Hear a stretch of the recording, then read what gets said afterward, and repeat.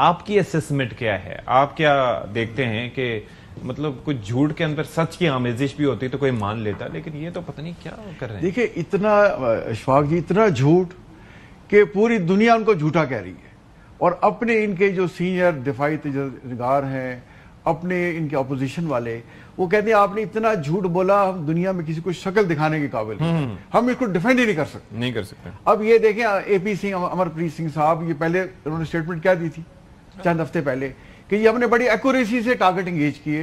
वो क्या एंगेज किए? मस्जिदें, घर और कुछ मदरसे कर बड़े उसमें इफेक्टिवली एंगेज किए। उनके ज्वाइंट चीफ ने क्या कहा था? हमारे लिए इंपॉर्टेंट नहीं, जहाज हमारे गिरे हैं, बट हमारे लिए इंपॉर्टेंट हालात में गिरे कि क्यों गिरे, कैसे गिरे।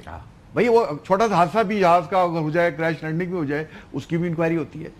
तो मेरा ख्याल है इस वक्त इंडिया अंदर से टूट फूट का शिकार है। देखिए आज जो स्टेटमेंट आई है मीडिया में, कवरेज आई है कि 300 से ज्यादा पार्लियामेंटेरियन वो उसके साथ जो है गांधी का जो है वो पोता राहुल गांधी के साथ इलेक्शन कमीशन जा रहे थे, उसको पकड़ लिया कि आपने तो कहा था 300 पार्लियामेंटेरियन। देखें पार्लियामेंट में हुकूमत बनाने के लिए 272 लोग चाहिए, 300 साथ जा रहे थे।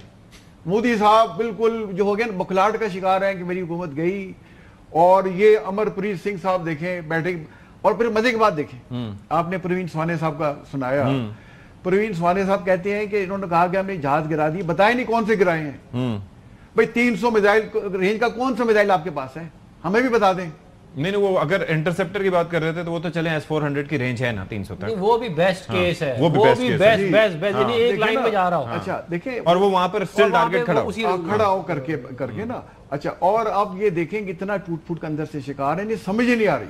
अब जैसे ही हमने 6 गिराए थे तो मार्टिन बेकर जिसकी सीटें लगी हुई हैं राफेल में भी और Su-30 में भी, उन्होंने कहा जी 4 सीटें हमारी इजेक्ट हुई हैं। अगले दिन ही आ गया वो राउंड द क्लॉक मेंटेन कर। भाई वो जैगुआर नहीं गिरा था। अच्छा, जब जैगुआर गिरा था तो इन्होंने वो सिंगल सीटर था, इन्होंने जाके उसको कह दिया कि जी 2 पायलट मरे, वो पुराना वाला उसके अंदर फिक्स कर रहे थे। ये उनके साथ भी अफगान साहब ने सही कहा है कि फिल्में बनाते रहते हैं, फिल्में बनाएं, बॉलीवुड फिल्में बनाने में ठीक है, जंग शंग में बिल्कुल ये बिल्कुल मार खा चुके हैं, और ये बुखलाहट के शिकार से हमें धमकियां दे रहे हैं। ये सारी गीदड़ धमकियां, ठीक है। आप देखें ये जरूरत नहीं करेंगे, जरूरत करके देखें। इनके साथ ना कश्मीरी रहना चाहते हैं, ना सिख रहना चाहते हैं, ना तमिल रहना चाहते हैं, ना बुद्ध मजहब के पैरोकार रहना चाहते हैं, ना 7 ईस्टर्न स्टेट रहना चाहते हैं। ऐसे बांग्लादेश जिसको ये कहते हैं हमने आजाद कराया, वो इनको थू कर रहा है।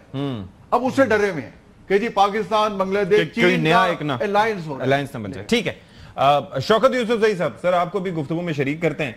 मैं तो ये कह रहा था कि देखें यहाँ पर ये गुफ्तगू की मैच्योरिटी है कि अगर जैसे हम रेंजेस पे भी बात कर रहे हैं तो हम दुश्मन को भी डिस्क्रेडिट नहीं करते। हम अगर कोई चीज है तो हम एक्सेप्ट करते हैं और इसी बुनियाद पे हमारी तैयारियां भी होती हैं। वरना ये किसी इंडियन चैनल पर डिस्कशन हो रही होती तो वो कहते कि जी 400 रेंज है, वो कहते नहीं बूस्टर लगा के 600 भी हो जाती है। तो आपकी असेसमेंट क्या है? ये 3 महीने बाद इनको याद आ रहा है कि भाई बड़ा जुल्म हो गया, तो मैं चाहूंगा आप भी इस पर कोई अपनी राय दें। बिस्मिल्लाहिर्रहमानिर्रहीम, बहुत शुक्रिया। देखिए इस वक्त मोदी के ऊपर बहुत बड़ा प्रेशर है, क्योंकि अभी तक इंडिया जो है ना वो काफी इस चीज में बड़ा माहिर बन चुका था कि जी वो थानेदार है पूरे रीजन का, और उसकी एक बदमाशी एक किस्म की अपनी उन्होंने कायम की हुई थी। और वो जो अमेरिका है या जो दूसरे यूरोपियन वो हैं, उनको ये बावर कराने में काफी हद तक कामयाब भी हुए थे कि जी इस रीजन के अंदर जो है वो सिर्फ इंडिया है, आबादी के लिहाज से भी और माशी तौर पे भी और कारोबारी लिहाज से भी, बिजनेस के हवाले से भी, लेकिन हर तरीके से कि इंडिया जो चाहेगा वही होगा रीजन के अंदर। लेकिन जो मेरे ख्याल से इस दफा जो इनको उठाना पड़ी है, जो हजीमत उठानी पड़ी है, उससे उनको समझ ही नहीं आ रही है। और मैं समझता हूँ कि जो इस वक्त मोदी है ना वो तो इंतहाई प्रेशर के अंदर है, और उनकी जो आर्मी है वो भी इंतहाई प्रेशर के अंदर है।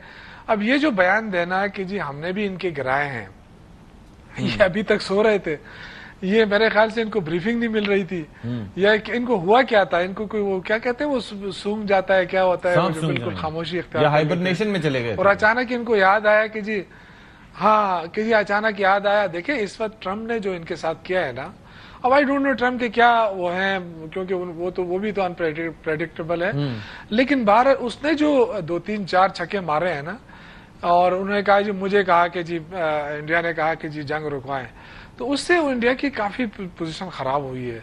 और इस वजह से जो अपोजिशन है ना इस वक्त, जो राहुल गांधी की जो अपोजिशन है वो अब काफी मेरे ख्याल से जो अगले इलेक्शन में कांग्रेस जो है उनको बड़ा फायदा होगा इस हवाले से, क्योंकि मोदी की वजह से जो इंडिया को नुकसान पहुंचा है और पहुंच रहा है मुसलसल, यानी देखें ना, एक तो होता है कि आपने नुकसान उठा लिया, अब वो पूरी दुनिया का मजाक जो है वो उड़ रहा है उसके खिलाफ कि ये कर क्या रहे हैं इंडिया वाले, ये क्यों इस तरह की बातें कर रहे हैं। कभी वो कहते हैं ट्रम्प झूठ बोल रहा है, कभी कहते हैं, लेकिन ये जो चीज है ना मेरे ख्याल से पहली दफा हुआ है कि इतने सख्त मुश्किल में इंडिया पड़ चुका है कि वो अब देखें ना, जो कमजोर मुल्क होगा ना तो उसके साथ तो कोई दोस्ती करना भी पसंद नहीं करता। जाहिर है ये बड़ा मैटर करता है। उनको राफेल किस्म के जो उनको तैयारे मिले थे और बड़े उनका जो शान थी कि जी हमारे पास ये तैयारे हैं और हम दुनिया की जो है ना किस्म के अपने आप को सुपर पावर समझने लगे थे रीजन के, हमारे रीजन के। तो अल्लाह ताला की देखें हर चीज जो है ना एक वो होती है कि जो पाक फौज ने, हमारे जो एयरफोर्स, स्पेशल एयरफोर्स को मैं खिलाफ तहसीन पेश करूंगा, पिछली दफा भी इस दफा भी और जब भी मौका मिला, चाहे वो 65 की वार हो चाहे जो भी हो, लेकिन इन्होंने कभी भी हमें मतलब ये कि वो नहीं दिखाया कि हम कहें कि जी हमारी एयरफोर्स कमजोर है या हमारे पास वो फलां जहाज नहीं है या वो फलां चीज हमारे पास नहीं है, ऐसा कभी नहीं हुआ। जो भी इनके पास था, जो इन्होंने जिस भरपूर बहादुरी के साथ किया ना, मैं समझता हूँ कि दूसरी बात यह है कि जो सेंसर फ्यूजन जिस तरीके से अपने पास और तारीख भी याद रखेगी, जिस तरह से अपने पास मौजूद एसेट्स को भरपूर तरीके से यूज करना, उसकी वाकईतन कोई मिसाल नहीं मिलती। और जिन्होंने जहां से टेक्नोलॉजी ली है वो आगे पूछ रहे हैं कि भाई आपने कैसे कर दिया।